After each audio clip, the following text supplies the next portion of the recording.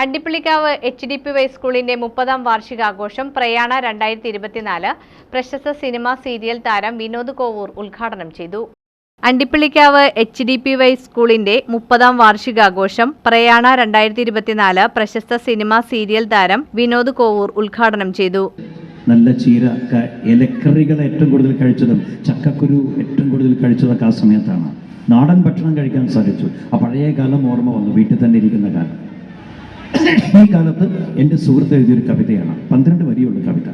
പക്ഷേ ഈ കവിത ഇവിടെ ഇരിക്കുന്ന 40 വയസ്സ് കഴിഞ്ഞ ഏതൊരു മാതാപിതാവിൻ്റെ മനസ്സിലും വലിയൊരു മുറിവുണ്ടാക്കും. ഞാൻ ഈ കവിത ഒന്ന് പാടാം. നിങ്ങളുടെ നല്ല മനസ്സുകൊണ്ട് ഈ കവിത കേൾക്കുക, നല്ല മനസ്സുകൊണ്ട് കവിത ആസ്വദിക്കുക, നല്ല കാതുകൾ കൊണ്ട് കേൾക്കുക, നല്ല കണ്ണുകളെ കൊണ്ട് എന്നെ കാണുക. പണ്ടെങ്ങാണ്ടൊരു നാടുണ്ടാർന്നേ,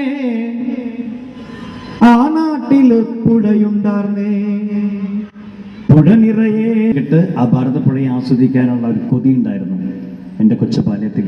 ഞാൻ ഒരുപാട് ആസ്വദിച്ചിട്ടുണ്ട്. നിറഞ്ഞ് കവിഞ്ഞൊഴുകുന്ന ഭാരതപ്പുഴയെ കണ്ണു നിറയെ കണ്ടിട്ടുണ്ട്. പക്ഷെ ഇന്ന് ഭാരതപ്പുഴയെ കാണുമ്പോൾ സങ്കടം തോന്നുന്നു. ഭാരതപ്പുഴ ഒരു നൂല് പോലെ വെള്ളമുള്ളൂ. ഭാരതപ്പുഴയിൽ ആളുകളൊക്കെ വന്നിരിക്കുന്നു, അവിടെ ലോറി വന്നിട്ട് മണൽ കയറ്റി പോകുന്നു, കുട്ടികൾ ഫുട്ബോൾ കളിക്കുന്ന കാഴ്ചയാണ് കാണുന്നത്. എന്തൊരു സങ്കടമാണല്ലേ. പുഴയില്ല, മീനുകളില്ല.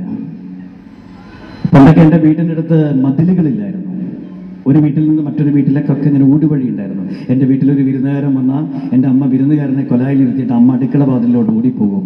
എന്നിട്ട് അടുത്ത വീട്ടിൽ പോയിട്ട് ചായപ്പൊടിയോ പഞ്ചസാരയോ വീട്ടിലില്ലാത്ത സാധനം വാങ്ങി അമ്മ തിരികെ വന്നിട്ട് വിരുന്നുകാരന് ചായയും പലഹാരവും കൊടുക്കും.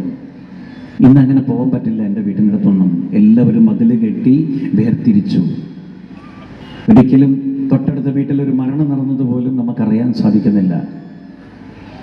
കാലം ഒരുപാട് മാറി. ഇപ്പം കലികാലമാണ്. പത്രം വായിച്ചാലും രാത്രി വാർത്ത കേട്ടാലും സങ്കടപ്പെടുത്തുന്ന വാർത്തകളേ ഉള്ളൂ.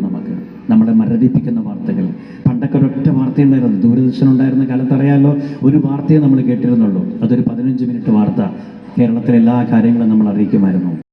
സ്കൂൾ മൈതാനിയിൽ നടത്തിയ ആഘോഷങ്ങളിൽ manager MM Thampi, principal Sajitha Das, യോഗം president AD Gopinathan, vice president VG Ajith, അധ്യാപകരായ ജോസഫൈൻ, ജ്യോതിലക്ഷ്മി എന്നിവർ പ്രസംഗിച്ചു. സ്കൂളിലെ സ്പോർട്സ്, മറ്റ് പാഠ്യേതര പ്രവർത്തനങ്ങൾ എന്നിവയിൽ മികവ് തെളിയിച്ച വിദ്യാർത്ഥികൾക്ക് മുഖ്യാതിഥി പുരസ്കാരങ്ങൾ നൽകി. വിദ്യാർത്ഥികളുടെ കലാപരിപാടികളും നടന്നു.